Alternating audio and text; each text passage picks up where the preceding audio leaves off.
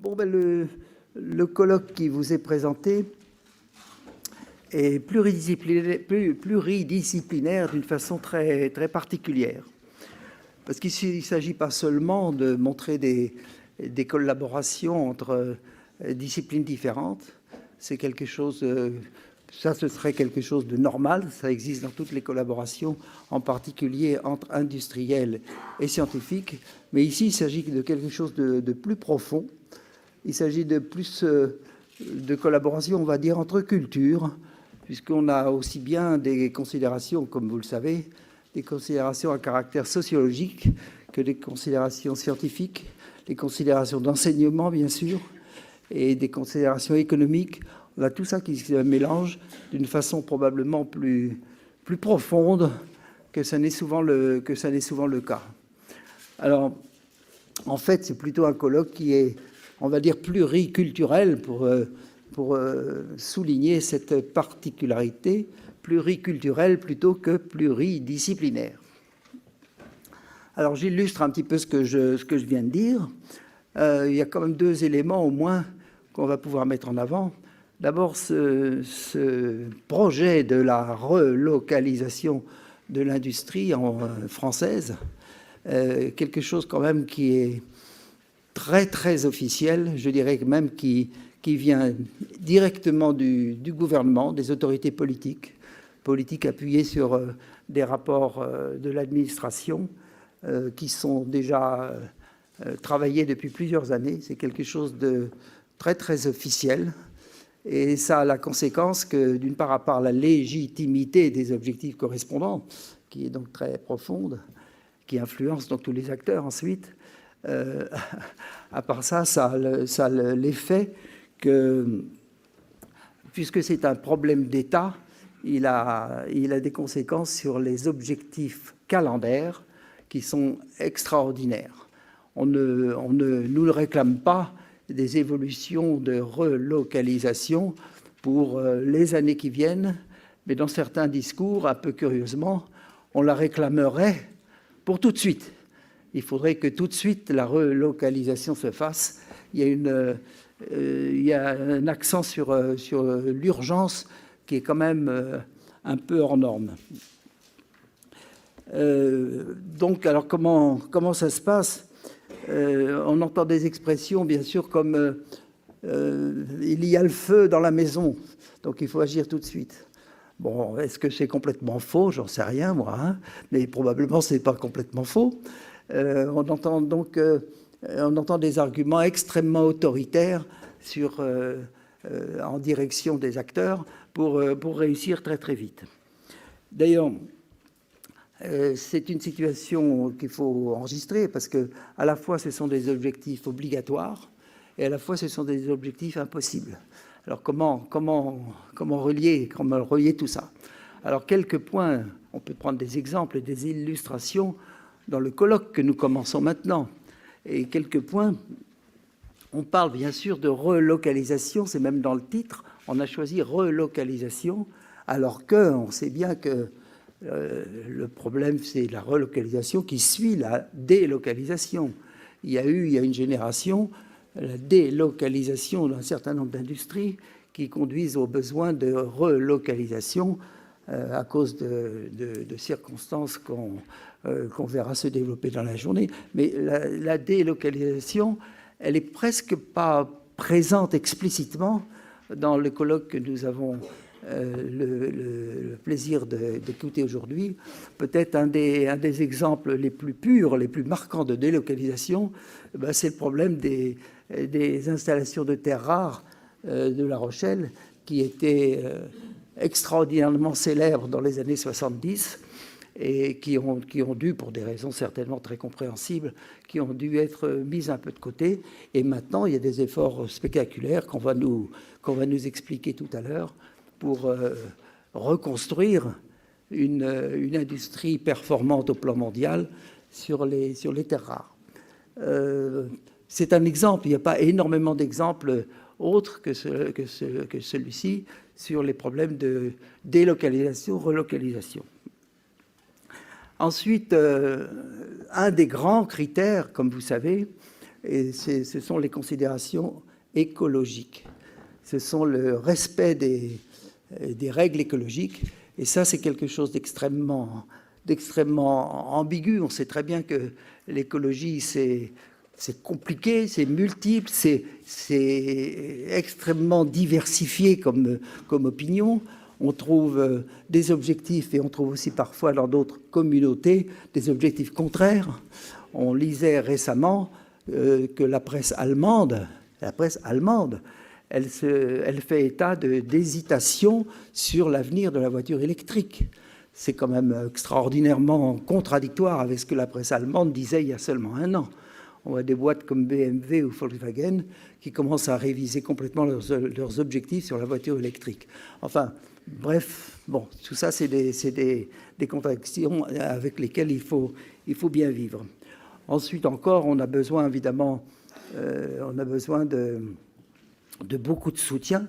Ce n'est pas parce qu'il s'agit d'un problème d'État qu'on n'a pas besoin de soutien, et je dirais même au contraire, si c'est un problème d'État de relocaliser l'industrie, ben on s'attend logiquement à ce que l'État puisse quand même aussi, j'allais dire mettre la main à la poche, il ne faut peut-être pas exagérer, mais quand même, oui, c'est quand même d'une manière ou d'une autre de ça qu'il s'agit. Et ben là, on sait très bien que les possibilités économiques font que ce soutien assuré n'est peut-être pas très assuré. Hein. On pourra en discuter, encore que c'est plus de l'économie, mais quand même ça interviendra en toile de fond de pas mal d'exposés d'aujourd'hui. Et puis l'aspect culturel, quand même c'est énorme quand on lit quand même le cursus des jeunes, quand on lit la manière dont ils envisagent leur cursus, quand on voit comme on le verra cet après-midi, quand on voit les problèmes de la formation quand même réévalués, réexaminés, les problèmes culturels sont absolument géants. Et on voit par exemple, je ne peux pas dire que ça m'est vraiment étonné parce que c'est des considérations qu'on lit depuis quelque temps, mais les bacheliers aujourd'hui résistent à se précipiter vers des carrières dans l'industrie. Je ne sais pas, il y a une génération, c'était quelque chose de tout à fait différent. Donc tout ça, ça montre un contexte qui est extrêmement autoritairement poussé par le gouvernement et par des impératifs économiques, géopolitiques, etc., et qui en même temps est extraordinairement difficile à cerner et qui fait que ça nous entame une période très, très difficile. Alors, on va voir, ça va être le cœur de notre colloque. Je crois que ça va en être un petit peu l'état d'esprit ou la morale. Et ce qui est intéressant, moi je l'ai éprouvé en lisant quand même les résumés ou en discutant avec un certain nombre des orateurs, il y a un enthousiasme formidable. Vraiment, les orateurs, malgré toutes les difficultés que je viens de citer, ça ne les empêche pas d'être enthousiastes, heureusement. Hein. Bon, il y a des difficultés, ce n'est pas pour ça qu'on va pas y aller. Et là, je crois que c'est quelque chose qu'il faut souligner. Il y a vraiment une volonté extrêmement forte. Je dirais même presque plus que de la volonté. On dirait qu'il s'agit un peu d'une foi. Je ne veux pas dire quelque chose de religieux, mais une conviction interne profonde des acteurs qui transparaît. Je crois que ça, c'est une remarque extrêmement optimiste, extrêmement positive, et qui donne quand même confiance dans le fait que vous tous, enfin tous les acteurs de cette transition, ça va pouvoir marcher, ils vont pouvoir réussir quand même à ce que tout se passe bien. D'ailleurs, je pense que toutes ces considérations-là, elles vont se concrétiser dans les débats que nous allons avoir. Les colloques de la Maison de la Chimie ont une particularité, c'est qu'on laisse quand même pas mal de place au débat, autant que faire se peut. Et également, les contributions dans les débats sont extrêmement vives et on n'hésite pas à regarder les choses de façon franche, pour ne pas dire provocatrice, mais de façon franche, de poser des questions et de donner les réponses par les orateurs qui sont très bien. Et je crois que ça, c'est une condition pour que, eh bien, à la fin de la journée, on dise que la journée n'a pas seulement été intéressante, mais elle a été utile. Elle nous a tous fait progresser sur ces affaires-là. Voilà. Ce que je voudrais dire, alors quelques petits points pratiques. Il y a eu j'y faisais allusion il y a un instant, des questions de santé et des questions de transport qui nous chamboulent un tout petit peu le début de l'emploi du temps. Je vous parlais tout à l'heure de la situation de Marc Ledoux, qui est temporaire, mais qui quand même tombe juste maintenant.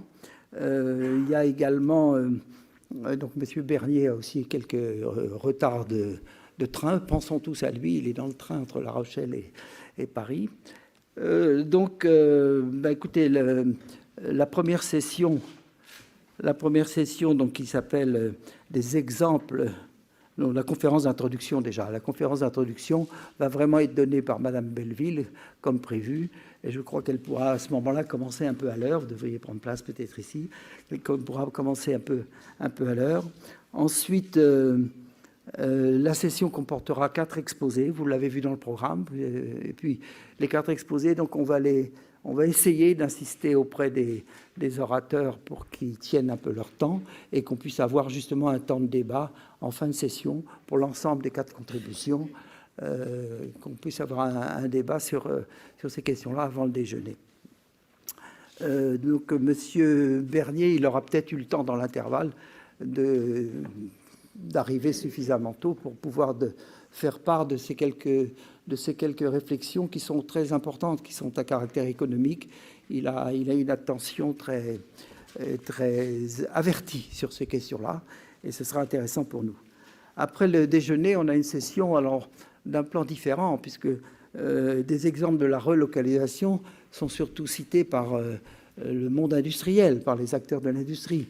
L'après-midi, ce sera donc des questions auxquelles je faisais allusion il y a un instant, qui sont extrêmement compliquées sur tous les points de vue, à la fois humains, philosophiques et évidemment pratiques, qui est, alors le titre se termine par un point d'interrogation, ce qui montre bien l'état d'esprit, quid de la formation. Alors là, nous aurons de nouveau, après une introduction particulière que Xavier Bataille nous fait le plaisir d'avoir préparé pour cette occasion, nous aurons donc aussi un certain nombre de thèmes. Je crois qu'il y a 4 thèmes de nouveau, suivis d'un débat.